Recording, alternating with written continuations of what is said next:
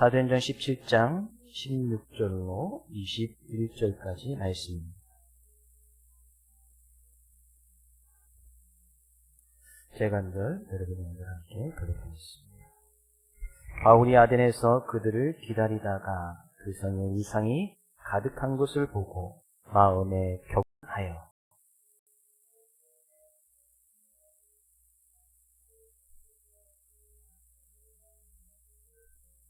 어떤 에피쿠로스와 스토아 철학자들도 바울과 쟁론할세 어떤 사람은 이르되 이 말쟁이가 무슨 말을 하고자 하느냐 하고 어떤 사람은 이르되 이방신들을 전하는 사람인가 보다 하니 이는 바울이 예수와 부활을 전하기 때문이로라.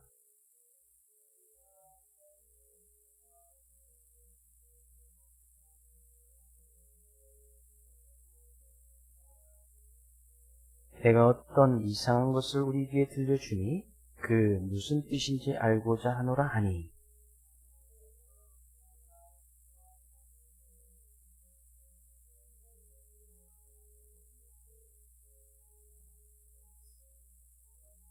아멘.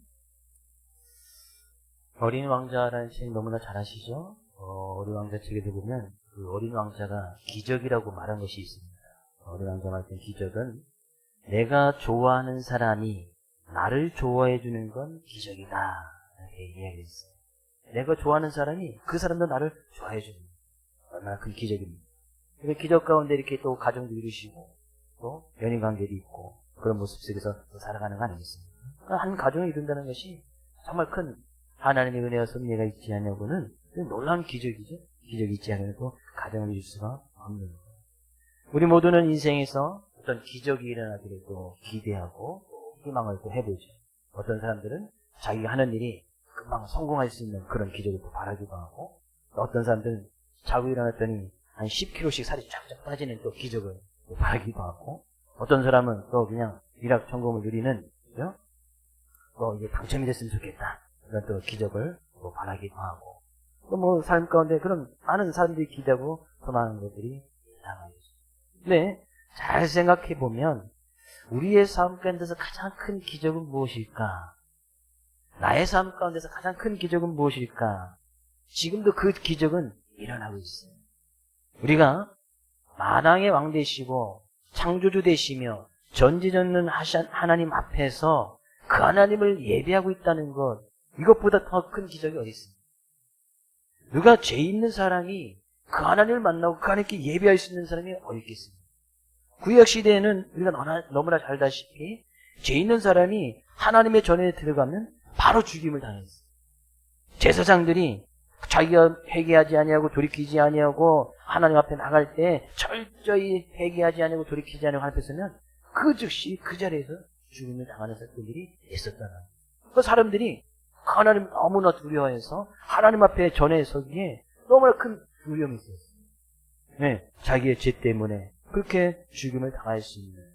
근데 그런 하나님을 두려워할 뿐만 아니라 그 하나님을 진정으로 경외하고 그럼에도 불구하고 자기들에게 한없는 은혜와 사랑을 베풀으시는 하나님의 인자심 속에 그러니까 하나님을 두려워할 뿐만 아니라 또 하나님을 늘 그들이 사랑하고 있고 함께하고 있다는 그런 사랑하심을 또 같이 체험하는 이것을 갖다 우리는 하나님을 경외한다라고 얘기하는 거예요. 두려움 속에서도 또 하나님을 하나님의 늘 사랑이 자기들과 함께하고 있음을 깨닫는 것. 우리는 이 시간 그런 하나님을 경외하며 살아갑니다. 오늘도 하나님을 예배케 하시고 오늘도 우리에게 크신 은혜와 생명을 허락하시고 하나님을 찬양하며 예배할 수 있는 것. 우리는 날마다 기적을 살아가고 있는 것. 그 기적의 은혜를 이 시간도 그런 하나님을 경외하면서 주님 앞에 설 수 있는 우리 모든 성도들 될 수 있기를 주의 이름으로 축복을 드립니다. 특히나 부활주를 맞이해서 오늘 본문 말씀 가운데서도 바울의 삶 가운데서 가장 그가 중요시 여겼던 그 모습의 말씀을 살펴보면서 귀한 은혜를 나누려고 하는데요. 바울이 복음을 이제 2차 전도여행을 다니면서 지난 시간에 베레아에서 이제 복음을 증거하는데 여전히 그 전에서 데살로니가 지역에서 복음을 증거했을 때 거기서 사람들을 선동하여서 바울을 내쫓았던 바울을 시기하고 내쫓았던 사람들이 그 소식을 듣고 베레아까지 와서 사람들도 선동하여서 무리를 움직여서 바울을 뭐 잡아서 뭐 죽이려고 하는 그 뭐 시기심과 막 불타오르게 되어집니다. 그러니까 베레아에 있는 믿음의 형제들이 급히 바울만 아덴이라는 곳에 빨리 항구를 이동해서 금방 떠날 수 있는 배를 타고 보니 그것이 아덴, 지금 아덴이라는 곳으로 가는 배가 있어서 그 배에서 바울을 그곳으로 피신을 시킵니다. 그리고 나서 믿음의 형제들에게 바울이 베레아에 있는 그곳에 넘어 있는 여전히 디모데와 실라, 이제 지금 전도여행을 같이 다니는 동역자죠. 그리고 빨리 이제 속히 오게 하라라고 이야기하면서 이제 아덴을 이제 보게 되어지는데, 오늘 본 말씀에서는 16절 말씀 이렇게 이야기를 하고 있습니다. 바울이 아덴에서 그들을 기다리다가, 그들은 이제 디모데와 실라를 이야기합니다. 믿음의 동역자를 바울이 먼저 피신했기 때문에. 근데 그 아덴이라는 곳에 그 성에 우상이 가득한 곳을 보고 마음에 격분하여 라고 이렇게 이야기했어요. 바울이 아덴에 이제 피신하고 나서 실라와 디모데를 기다리고 있는데, 그 이제 베레아에서 아덴까지는 100길로 가도 사흘에서 나흘 정도 걸리는 그런 거리에 있습니다. 그러니 실라와 디모데가 그 이야기를 듣고 믿음의 형제들이 또 베레아에 가서 또 실라와 디모데가 온다면 최소한 7일에서 8일 빨라야 그 정도는 이제 바울이 기다려야 되는 것이죠. 그러니까 이 바울이 그 아덴에서 이제 그들을 기다리면서 아덴이라는 도시를 이렇게 쭉 살펴보고 있는데, 바울이 아덴 지역에서 처음 접했던 것이 바로 우상이 가득한 것을 봤단 말이에요. 그러니까 바울이 지금 아덴은 지금 현재 그리스 아테네를 이야기합니다. 그리스의 도시 아테네를 이야기하는데, 이 아테네는 그리스 신화 속에서 지혜와 전쟁의 여신인 아테나에서 우려된 도시가 바로 이 아덴이에요. 지금 성경에서는 아덴 이야기했지만 이제 아테네라고 영어성에 또 되어 있습니다. 그래서 아테네. 그 도시를 바울이 이제 다 믿음의 동역자를 기다리면서 도시를 이렇게 곳곳 보는데 가는 곳곳마다 우상이 가득한 거예요. 그러니까 그리스 신화, 저도 그리스 신화 책을 다 읽어보진 않았지만 거기에는 수많은 철학자들이 있었고 신화의 본고지가 바로 이 그리스 아테네였어요. 그러다 보니까 동네마다 신전들이 있고 우상들이 세워져 있고 그 신을 또 예배하고 제사하기 위해서 제단이 제사 드릴 수 있는 제단이 많이 곳곳마다 다 세워집니다. 심지어 이제 우리가 다음 시간에 살펴보겠지만 그 아덴은 자기들이 알지 못하는 신들도 섬기는 사람들이 있었습니다. 그러니까 그들의 삶 가운데서 조금 이상한 일만 일어나면 이거 어떤 신에 의해서 이런 일이 일어나는 것이 아닌가? 늘 삶이 이제 불안하고 두려우니까 그러니까 자기들이 이제 알지 못하는 그런 신들까지 다 만들어 놓은 거예요. 전쟁의 여신 아테네에 있다면 전쟁에서 승리할 수 있는 그런 신을 만들어 놓는 것이죠. 그래서 이제 그 신을 만드는 것이고, 근데 자기들 삶 가운데서 전혀 알지 못하는 상황 여건이 일어나면 이것은 어떤 신이 우리에게 준 건가 하면서 그 신을 막 섬겨 나가는 거예요. 근데 그들 신 가운데서는 그들이 알지도 못하는 신, 이것을 왜 섬겨야 되는지, 어디서부터 유래된 것인지, 누가 만들었는지 그거 따져보지도 않고 그런 일이 일어나면 그냥 신을 만들어서 우상의식하고 나가면 그것이 곧 또 신이 되는 거예요. 그런 신들도 있었단 말이죠. 그러니까 이 아덴이라는 곳이 다른 그 어느 도시보다도 심한 우상의 도시였고 난 많은 신들이 있는 것을 보고 바울이 너무나 깜짝 놀라고 그랬던 바울의 모습을 뭐라고 이야기했습니까? 마음에 격분하여. 이어서 이제 격분하다는 아주 이제 발작이 일어날 정도로 일어나는 그런 분노를 이야기합니다. 실제로 바울이 이제 육체적 발작이 일어났다는 것이 아니라 그냥 영적으로 그냥 아주 심한 격노. 와, 어째서 정말 이런 일이 있습니다. 아주 격렬하게 분노하는 영적으로 그런 모습이 있었다는 거예요. 영적으로 격노하는 모습이 있었어요. 이 바울이 하나님이 지으신 그 세상에 수많은 의상들, 이름도 알지 못하는 신들, 그런 신들이 곳곳에 세워지고 사람들이 거기에서 제사를 드리고 제대를 모신 것을 보고 영적인 분노가 막 타올랐단 말이에요. 더 이상 참을 수 없는 그런 분노가 영적인 분노가 막 일어나는 거예요. 바울이 그랬단 말이지. 지금 우리가 살고 있는 이 세상은 어떻습니까? 우리나라에도 지금 그리스 지금 아텐 마냥 그런 신전들이, 많은 우상들이 없는 것 같지만, 따지고 보면 많은 우상들이 여전히 지금 우리가 살고 있는 이 시대에도 존재하고 있습니다. 요즘 뉴스에서 아주 큰 이슈가 되는 사건을 하나 보니까, 계곡에서, 아시죠? 남편을 어떻게 했다. 그래서 전 그 뉴스를 보면서, 나 수영을 잘 배우니 잘했다. 그런 생각이 들더라고요. 빠지면 한 30분 정도는 버틸 수 있을 것 같아요. 지금은 안 되지만, 이제 좀 체력이 붙으면, 물에 따라서 누가 밀어놓으면, 한 30분 정도는 어떻게 좀 버틸 수 있을 것 같아요. 예전에 이제 수영 실력이라면. 그래서, 아내 말을 잘 들어야 되는구나. 계곡 가자고 해도 잘 따라가고, 하자고 하면 잘 따라가야 되는구나. 그런 생각이 썩 지나가긴 하더라고요. 결국에 그 사건이 일어나는 이유가 뭐예요? 그게 돈 때문인 거 아니겠어요? 돈 때문에 남편도 아내도, 그죠? 그런 인간적인 문제가, 그죠? 이 물질이라는 우상 때문에 돈 앞에서는 윤리도, 인간관계도, 핏줄도, 정의도 다 무너지고 말아요. 그것이 우상 아니겠어요? 물질이면 다 되는 것이죠. 물질이면 사람 하나 계획살인하는 거 그건 문제도 아닙니다. 근데 이 여자가 그 결혼하기 전에 전 남친도 태국에서 그런 일이 있었다 이렇게 또 그것까지 조사하는 모양이에요. 저 그 뉴스를 접하면서 어떻게 그런 일을 할 수 있을까? 그렇게 해서 몇 억 받아서 그렇게 번 돈은 또 화랑방탕 또 금방 쓰겠지. 지금 우리들이 살고 있는 이 세상에서 지금 일어나고 있는 일들이 전쟁의 소식 계속해서 들려오고 있죠. 성경에 이야기하는 것처럼 들이 말세 때에 일어나는 일들, 그런데 전쟁의 소식도 있습니다. 여기저기서 여전히 한쪽에서는 먹을 것이 너무나 많아서 그것에서 또 너무나 많아서 남아 돌기도 하고 그것에서 또 많은 합병증들이 일어나기도 하고 또 어느 쪽에서는 너무나 먹을 것이 없어서 기근으로 기아로 죽는 수많은 사람들이 여전히 우리가 살고 있는 이 시대에 일어나고 있는 거예요. 권력이라는 그 힘 앞에서 그 권력을 쟁취하기 위해서 사람을 짓밟고 성공이라는 그 우상 앞에서 내가 성공하기 위해서 사람을 짓밟고 올라가는 그런 일들. 성이라는 성적인 문제에 관해서 성이라는 우상 앞에서 사람들을 돈처럼 아주 우습게 여기는 물건선 취급하는 그런 일들이 부지식으로 일어나고 있어요. 그것이 곧 우상 아니겠어요?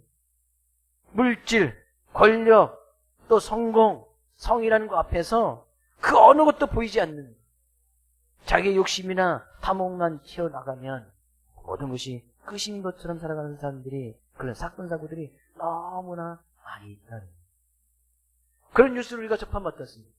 마음구에서 뭔가 끌어오르지. 과연 사람이 그럴 수도 있을까? 정말 우리가 살고 있는 이 시대에 그런 일들이 전혀 상상하지도 못했던 그런 범죄들이 일어나고 있어요.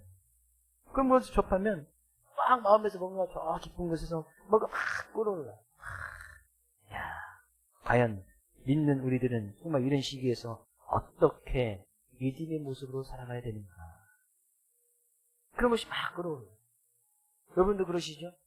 마음속에서 정말 상상하지도 못한 일 앞에 우리가 때로는 물분을 토하기도 하고 때로는 그것을 가지고 주님 앞에서 기도하기도 나가기도 하고 우리가 만약에 이런 것에서 영적으로도 전혀 생각이 없고 영적으로도 우리가 무감격해져 있다면 우리 또한 그런 것을 우상 앞에 우상 숭배하고 나가는 그런 사람들과 별반 다를 것이 없는.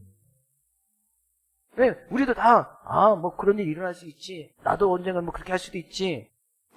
그런 생각을 가지고 있다면 그들이나 우리나 별반 다를 것이 없는 거예요. 우리는 하나님을 믿는 믿음의 삶의 모습으로서 정말 이 바울처럼 우상이 가득 것을 보고 마음에 좀 격분이 일어나고 우리의 믿음의 모습을 좀 되돌아보고 그런 영적인 격분을 느낄 때에 그 가운데서 우리는 하나님 앞에 바로 설 수 있고 가난의 발길이 보여 증거할 수 있는 믿음의 모습으로 살아갈 수 있다.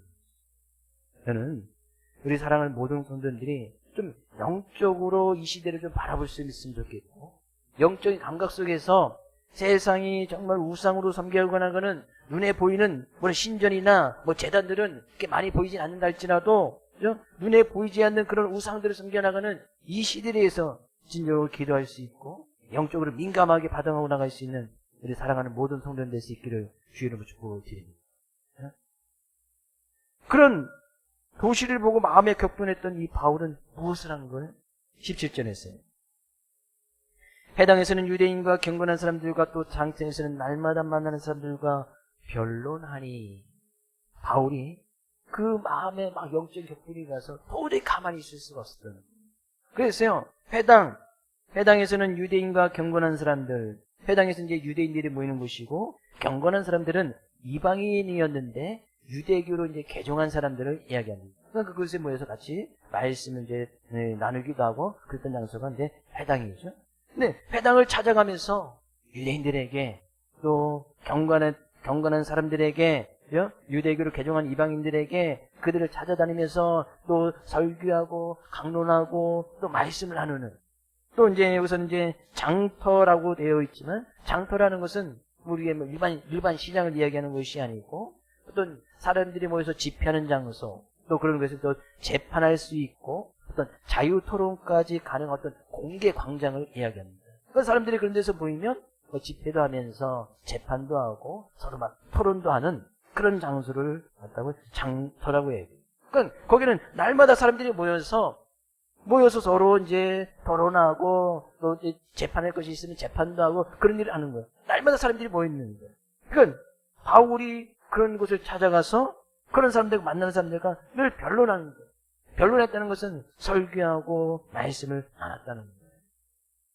그런데요, 18절 어떤 에피쿠로스와 스토아 철학자들도 바울과 쟁론할세 어떤 사람은 이르되 이 말쟁이가 무슨 말을 하고자 하느냐고 어떤 사람은 이르되 이방신들을 전하는 사람인가 보다 하니 사람들이 바울이 이제 그런 회당이나 장터에서 만나는 사람들마다 막 이제 변론하고 설교를 하니까 거기 있던 철학자들 에피쿠로스와 스토아 철학자들 옛날에 이제 세계사 시간에 배웠던 철학자들이 나오는데 이제 에피쿠로스 그러니까 많은 신들이 있다 보니까 그 신을 섬기다 보니 거기에 따른 이제 학파들이 이제 존재하는 거예요. 나는 이 신을 섬겨 나가는 그런 무리들, 나는 또 이쪽 신을 추구하고 나는 그런 무리들. 그 당시에 그 지역에 가장 큰 대표적인 학파가 있었는데 에피쿠로스 학파. 에피쿠로스 학파는 이제 에피쿠로스라는 사람에 의해서 이제 창설이 되어졌는데 이 에피쿠로스 학파 사람들은 그냥 쾌락이 인간의 추구할 수 있는 최고의 선이라고 표방했던. 그래서 쾌락주의자라고 이렇게 불렀습니다. 육체적인 쾌락뿐만 아니라 어떤 이 마음의 참 평정을 누릴 수 있는 그런 쾌락을 추구하는 것. 그래서 이제 쾌락주의자라고 이렇게 불렀고, 이 스토아 철학자들은 제논이라는 사람에 의해서 창시가 되어졌는데, 이 사람들은 인간의 어떤 이성을 절대시하면서 금욕주의, 또 이제 자연과 조화로운 삶을 살아가야 된다고 하면서 또 신에 대해서는 이 모든 신을 다 섬길 수 있다라는 범신론적 모든 신들이 다 존재한다라는 어떤 이런 범신관을 가지고 있던 사람들이 스토아 철학자들이에요. 또 예전에 공부 같은 데서 좀 찾아봤는데 그 한쪽에서는 이제 쾌락, 인간의 육적인 모습을 강조하고 있고 또 한쪽에서는 인간의 어떤 이성적인 모습을 강조하는 그런 철학자들이 모여서 맨날 자기들 것이 옳다 주장하고 막 이렇게만 변론하는 그런 사람들이 많이 있었단 말이에요. 근데 바울은 그런 사람들에게도 찾아가서 말씀 나누고 증거합니다. 그랬더니 그런 사람들이 야, 이 말쟁이가 바울이 이제 말로 막 이야기하니까 전혀 듣지 못했던 말을 이야기하고 있어요. 바울이 했던 말이 뭐예요? 18절 뒷부분에 이는 바울이 예수와 부활을 전하기 때문이라. 그들에게 가서 예수와 부활을 이야기하는 거예요. 그러니까 예수와 부활을 이야기하니까 전혀 듣지 못했던 신이잖아요. 그들이 이제까지 전혀 듣지 못했던 신. 그러니까 예수와 부활을 전했다는 것은 당시에 바울의 많은 그런 논쟁을 펼쳤던 사람들이 예수라는 신도 있고 부활이라는 신도 있구나, 그렇게 생각했단 말이에요. 예수와 부활을 전했다는 것은 그들이 예수님께서 부활하신 그 주님이구나 생각한 것이 아니고 예수라는 신도 있고 부활이라는 것은 그들이 전혀 듣지 못했던 아주 생소한 단어를 사용하고 있습니다. 전혀 부활이라는 것을 들어보지 못했던 거예요. 그러니까 부활이라고 하는 그런 신도 있구나, 예수신도 있고 부활신도 있구나, 그렇게 생각하는 거예요.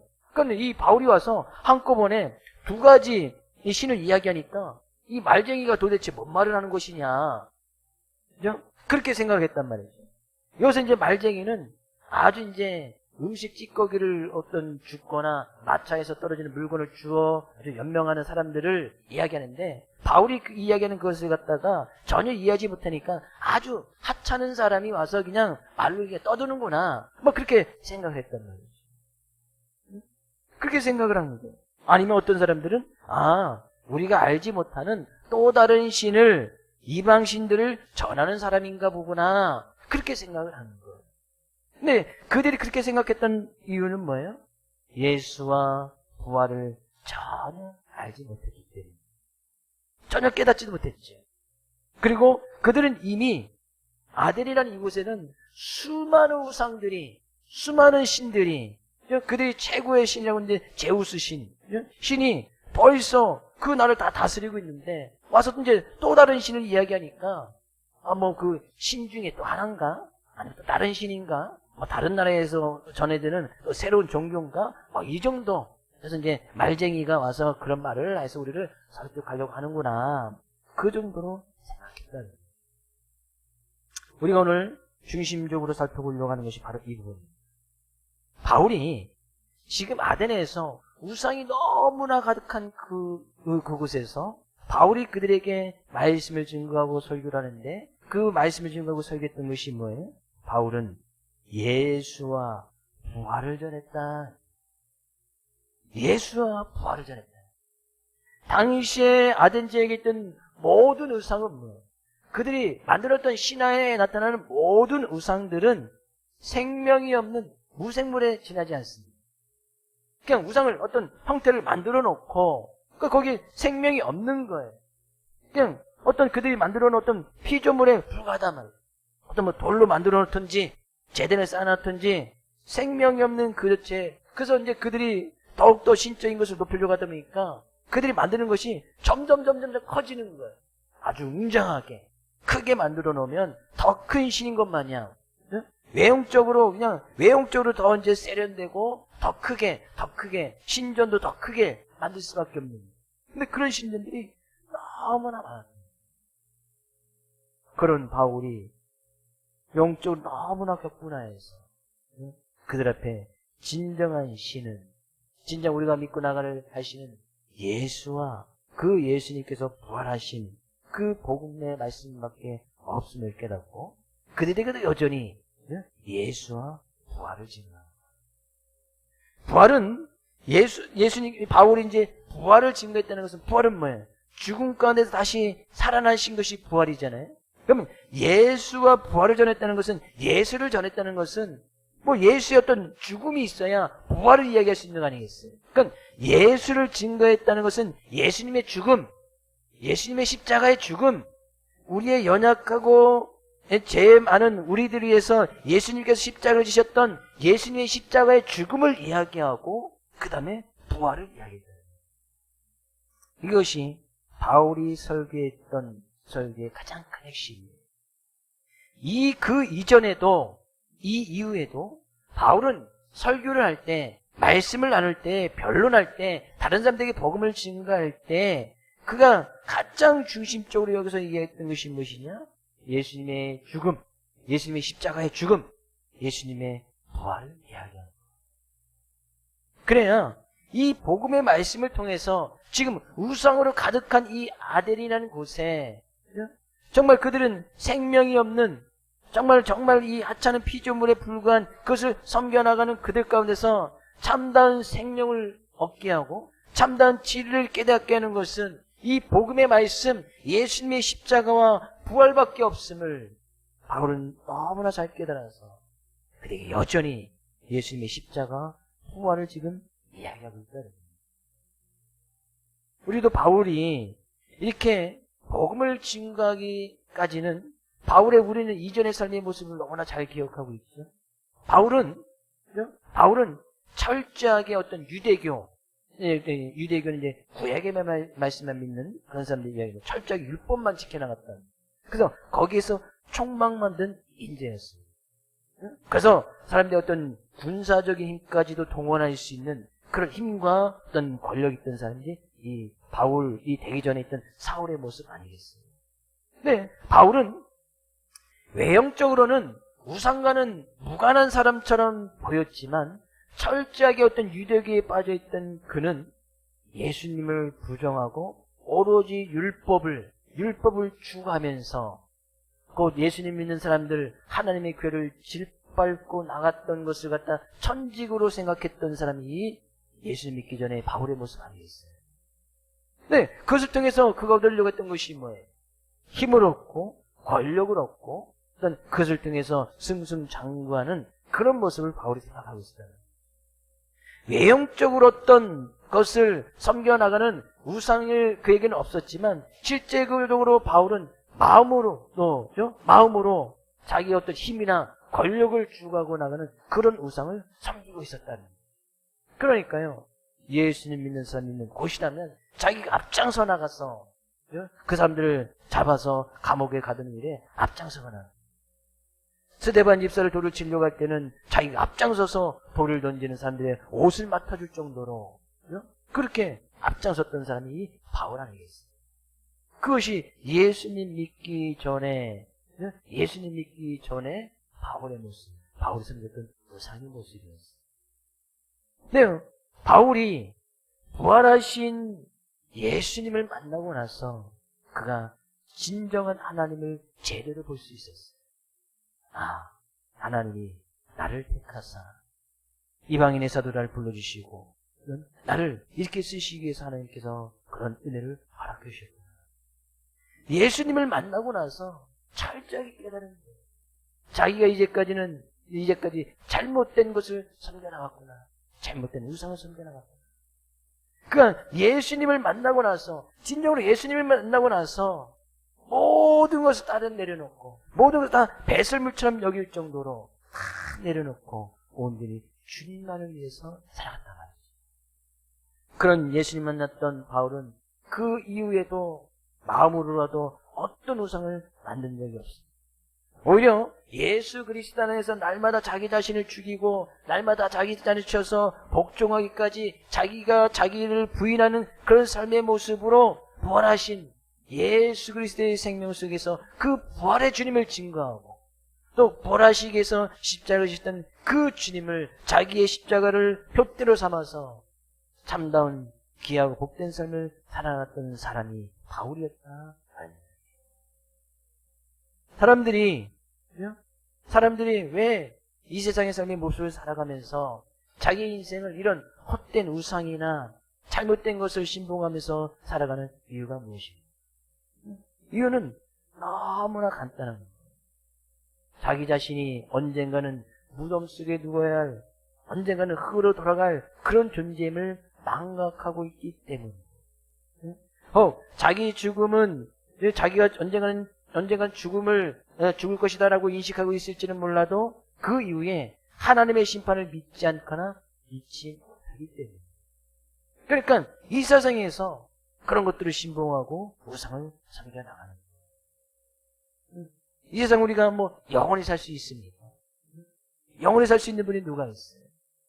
우리는 언젠가는 육체적으로 한 줌의 흙으로 돌아갈 그 변함없는 진리를 믿고 계시지요? 근데 거기서 끝납니까? 그에는 하나님의 심판이 반드시 있다는 거예요. 우리는 또한 하나님의 심판이 있음을 믿고 나가시죠? 그럼 이 변함없는 진리가 있다면 우리는 이 세상에서 우리의 주어진 그 인생의 삶의 모습을 헛된 것을 추구하고 우상을 섬겨나가는 그런 허망하게 우리의 삶의 모습을 탕진해버리는 그런 삶을 살 수가 없다. 바울은 그것을 너무나 잘 깨달은 거예요. 그래서요, 가는 곳곳마다 지금 자기를 박해하고 핍박하고 또 그 핍박을 피해서 아덴이라는 곳에도 피신해 와 있지만 거기서 여전히 예수님의 십자가, 예수님의 부활을 증거하고 있더라. 우상이 난무하고 있는 그런 곳에서 가는 곳곳마다 신전이 잔뜩 세워져 있어서 도저히 하나님을 바라보지 못하게끔 만든 그런 환경이 조성되어 있는 그곳에서도 바울은 예수님의 십자가의 죽음, 예수님께 십자가를 지시고 부활하신 그 부활의 주님을 여전히 증거하고 있는 거예요. 하나님께서 우리에게 보여주신 가장 큰 사랑이라고 한다면 하나님께서 죄로 죽을 수밖에 없는 우리를 구원하시기 위해서 독생자 예수를 십자가의 제물로 삼으시기까지 우리를 정말 사랑해 주셨어요. 그러나 인간의 죄값을 대신 치르기 위한 그런 제물로 돌아가신 하나님의 독생자 예수님께서 죽음을 깨뜨리고 부활하시지 못하셨더라면 그분이 아무리 돌아가셨어도 우리에게 참되고 영원한 생명의 길을 주어줄 수는 없었을 거예요. 그러므로 하나님께서 우리에 대한 가장 큰 사랑은 예수님의 바로 부활입니다. 예수님의 십자가의 죽음, 그 뒤에 있는 부활이 하나님께서 우리를 가장 크게 사랑하는 가장 큰 사랑의 모습입니다. 예수님의 십자가로 우리의 죄가 용서받았다면 예수님의 부활로 우리가 또 참다운 생명, 영원한 삶이 있음을 깨닫게 되어지고 그 예수님의 부활로 말미암아 우리가 부활의 소망을 갖고 살게 하시니 이것이 하나님께서 우리를 가장 사랑하는 가장 큰 사랑이다. 우리는 그 사랑을 통해서 이 시간도 그 하나님을 예비하고 그 하나님을 경외하면서 나가는 거 아니겠습니까?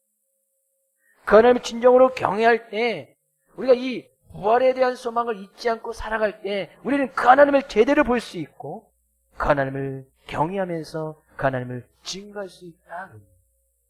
바울처럼 죽음을 두어야지. 바울이 지금 우리가 2차 전도여행 중간쯤까지 살펴보았지만 바울이 그전에도 얼마나 하는 고난을 당했어. 돌에 맞아서 거의 죽을 뻔한 정도 있었잖아요. 감옥에 가서도 핍박을 당했잖아요.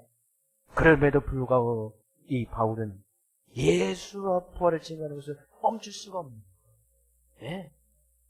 그의 육체적인 죽음은 육체적인 죽음으로 끝나는 것이 아닌 것을 너무나 잘 알고 있었기 때문에.